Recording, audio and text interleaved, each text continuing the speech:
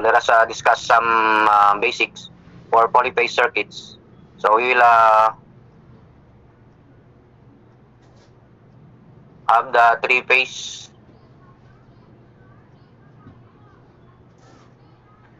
and we will be encountering the positive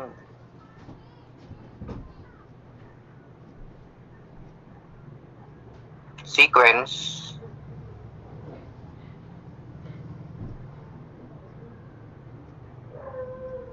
so that those are A, B, C. So yung A, B, C.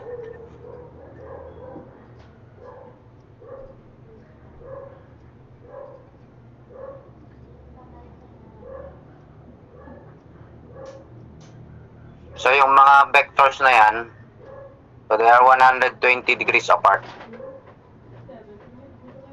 So nandito yung EA, EAN, yung EB, you go in the clockwise direction. Then we have here ECN. So ito naka-angle 0 or maybe angle 10, malapit siya sa angle 0. This is angle negative 120 degrees. Then ito naman angle 120 degrees. So para ma-check nyo, dapat yung vector sum ng AAN plus EBN then plus ECN para malaman nyo na balance. So ang vector sum niyan 0. Okay, so A, mag-umpisa dito, A, B, C. Then yung CAB, positive din to. Yun nga lang, yung EC, yun ang reference. ECN, so susunod yung EA, dito siya. Then susunod yung EB at this part. So maybe this is angle 0. Ito angle negative 120. Then ito naman angle 120 degrees.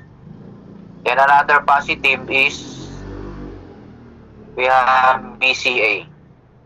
Positive pa rin to. So we have ang reference yung naunang letter. So that will be EBN. Then we have ECN and then EAN.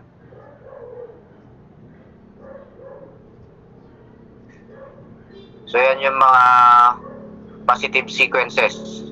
So ABC, CAB, BCA. Yung negative naman,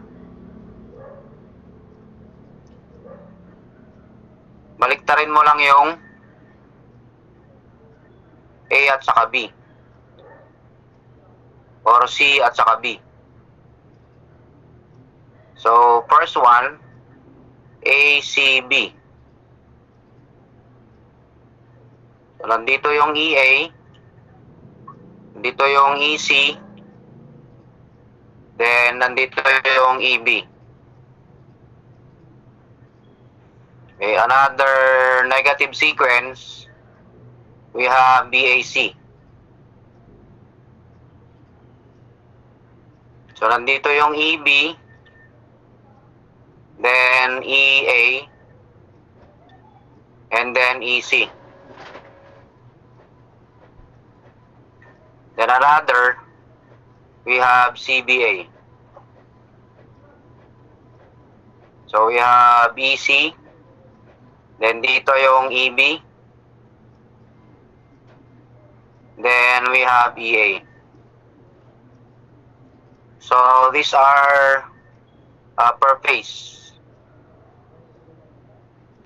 voltages.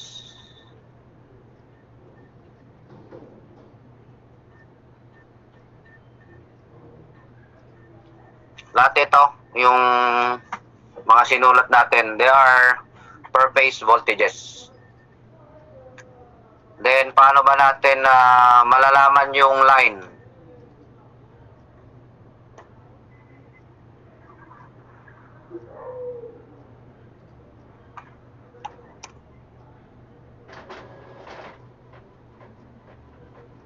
So, yung line value, so ganito yung pagkuha natin. So, nandito yung EA. Tapos, mag-start tayo dun sa ABC. Kasi yun naman yung usual na binibigay, yung source. So, we have EC. If you want to solve EAB, nandito yung EAB.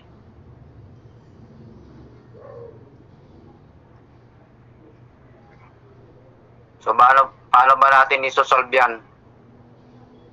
Diba mayroon tayong ginawa dun sa isang problem dun sa single phase. We have EA minus EB.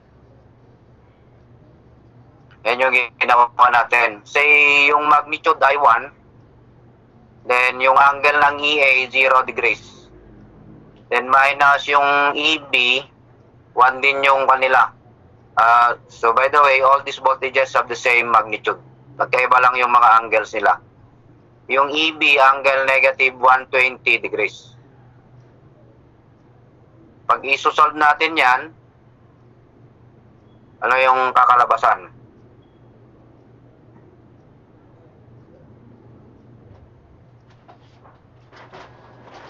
So that will be 1 angle 0, then minus 1 angle negative 120, shift to 3. So square root of 3 angle 30 degrees.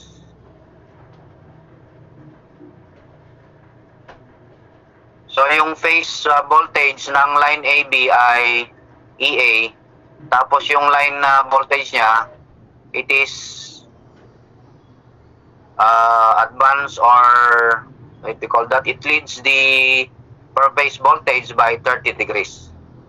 Square root of 3 times the magnitude of the per phase voltage.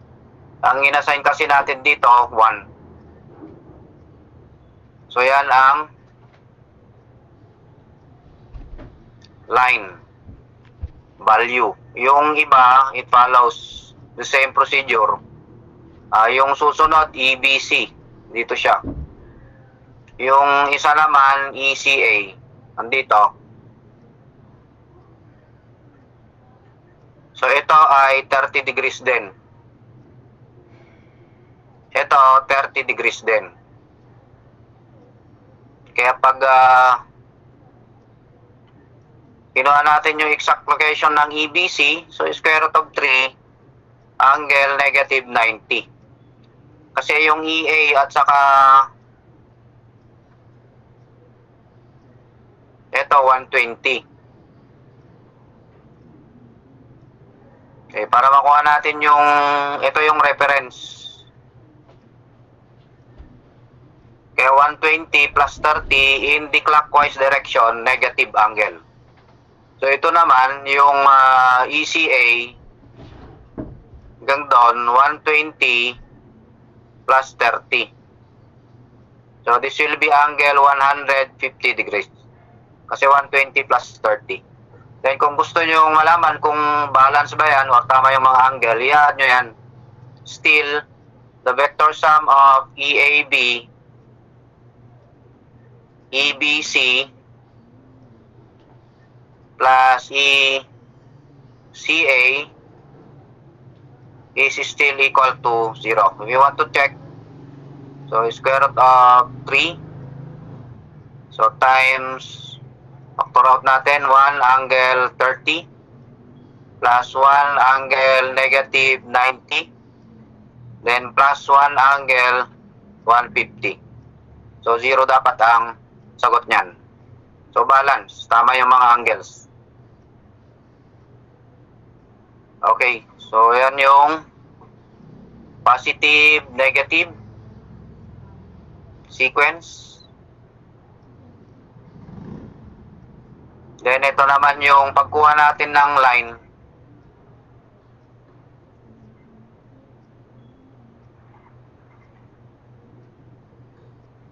So doon sa question number 1,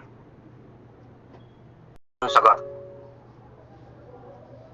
Number 2, in a balanced star Y connected system, the line voltage is, so ano yung ginawa natin kanina? Ito 1/square root of 2 ata yan. Para maintindihan natin, 1/square root of 2 times the per phase voltage. Yung letter B, the phasor sum of two phase voltages. Halimbawa, yung EAB, phasor sum EA plus EB. Then yung letter C, 1.414, I think, square root of 2 times the per phase voltage. Then letter D, the phasor difference of two phase voltages.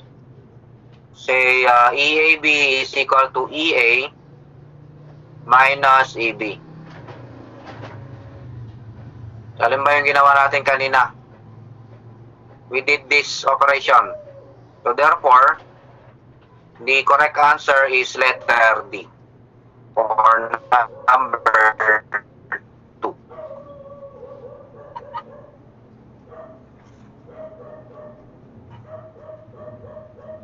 Pag naintindihan nyo yung single phase, maintindihan nyo din yung three phase. Kasi mostly na analysis dito, pwede nyo i-convert sa per phase analysis sa three phase. Okay, ito, example, a three phase line. A system has line-to-line voltage VAB that is 1,500 volt RMS with 30 degrees angle with a Y load. Determine the phase voltage. So given VAB, the same din yun sa EAB. So that is 1,500. Ang angle niya 30 degrees. So that is with respect to the reference. So ano daw yung per phase voltage? So it is asking for VA. So yung VA nandito siya. So eksakto naman ito na 30 degrees. So therefore yung VA nandun siya sa angle 0 or nandun siya along the reference. So yung VA therefore is equal to, this is the per phase. Paano natin makukuha yung kanyang value? That is the line value divided by square root of 3. Then this will be angle 0 degrees. Or 30 minus 30, so 0. So VAB is 1,500 divided by square root of 3. Then angle 0 degrees. So lalagay lang kayo ng 30 degrees dyan. Balik kayo in the clockwise direction. Kung 40 yan, 10 ito. Basta ang angle difference nila lagi, yung line voltage saka yung kanyang per phase voltage, per phase value is 30 degrees. So ano yung sagot nito? So, isa lang yung angle 0 dyan, yung letter D. So 866 volts RMS approximately.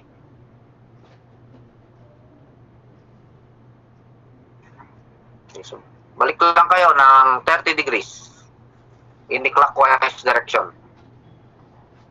Pag dito sa kabila, line voltage, it is advanced by 30 degrees with respect to its per phase voltage, per phase value. So that is number 3. Ganyan yung mga binibigay sa board exam. Ituin lang tayo ng konti, pero pag naanapan nyo na, na isaulo nyo na to yung process, so madali nyo na lang masagutan yon. Yung isang binibigay ganito. And of course, may mga application din ito sa mga machines. So ito yung mga basic na binibigay sa board exam.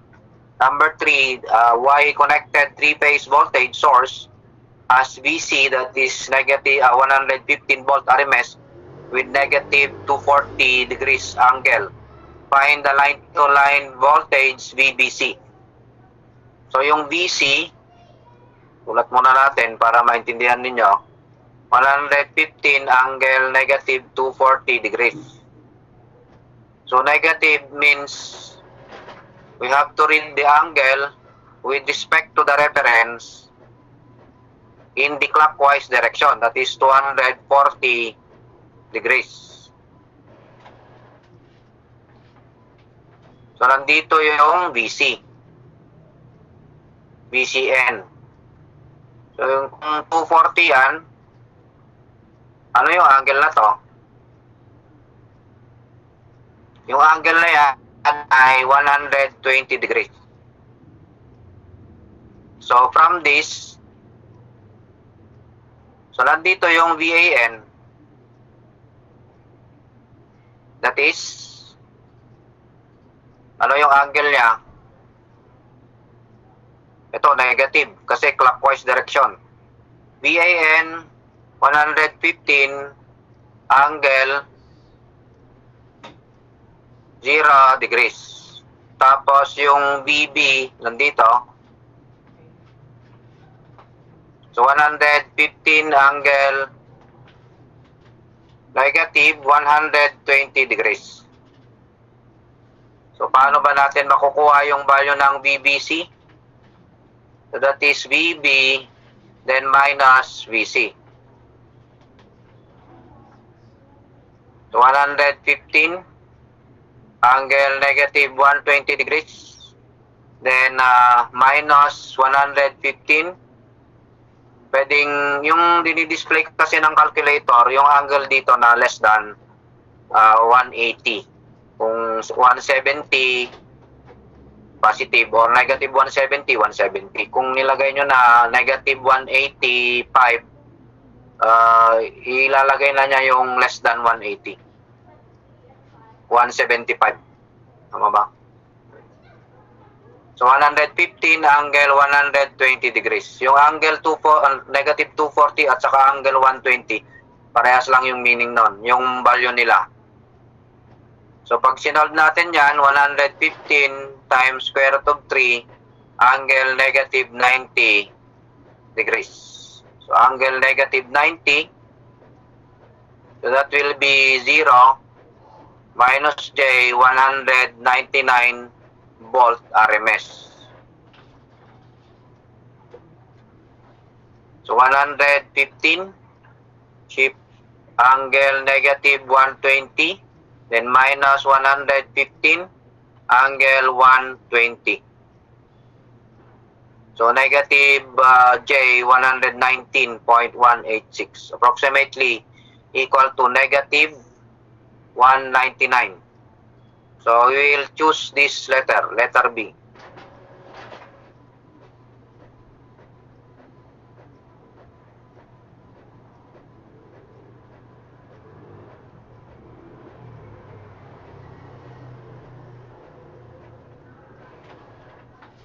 Paano malalaman kung positive? You always start with the positive sequence. Yung ABC. Ayan. Tama yung ABC, kuhan natin.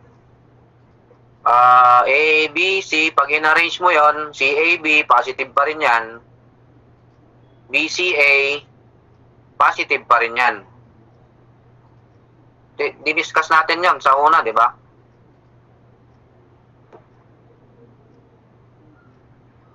Tama yung pagkakaano niya, spelling niya, yung letra ABC. Pag nira-arrange mo ito, ABC pa rin. Pag in-arrange mo to, ABC pa rin. Pero kung isa lang niya na nagkabaliktad, hindi na siya positive.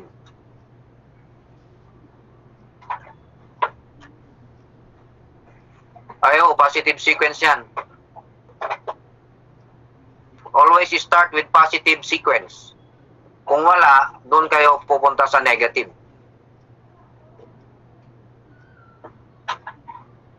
Yun, automatic nga na positive yan.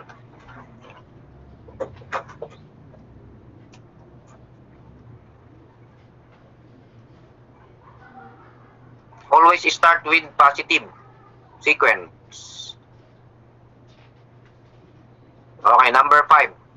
3 10-ohm resistors connected in Y are supplied from a balanced 3-phase source where A line voltage is given by 230 sin 3770. What is the phase A line current? Kapag resistor ang load, so naka in phase.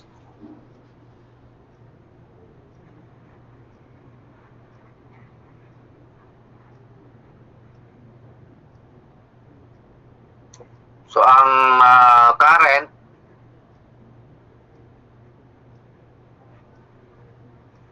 so that will be 200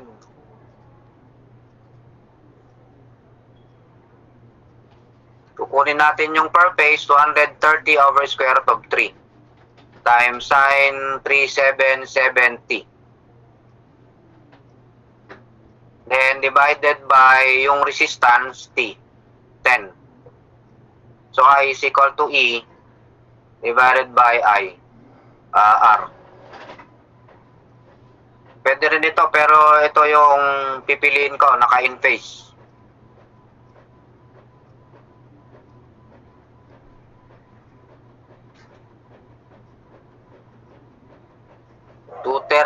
Bakit may square root of 3 para maging per phase?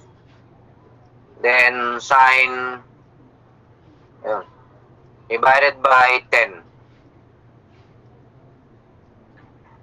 So 13.28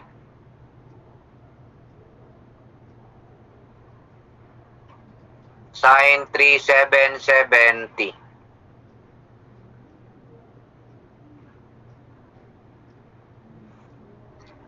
Okay, letter A.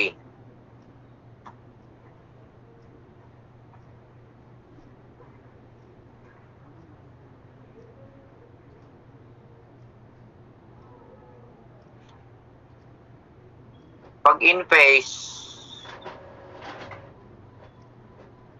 parehas yung direction ng current saka voltage. Pag per phase, yun, yung naka-Y siya, gagawin mong per phase. Yung line value, gagawin mo siyang per phase. So, ito yung per phase.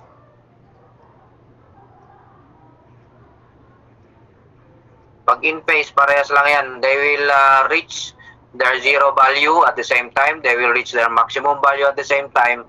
Pero hindi naman ibig sabihin na parehas sila ng value. Parehas lang yung time ng occurrence ng kanilang zero, maximum, doon sa sine wave na dinidrawing natin. Kung ito yung voltage, yung current, dito. So, in phase to.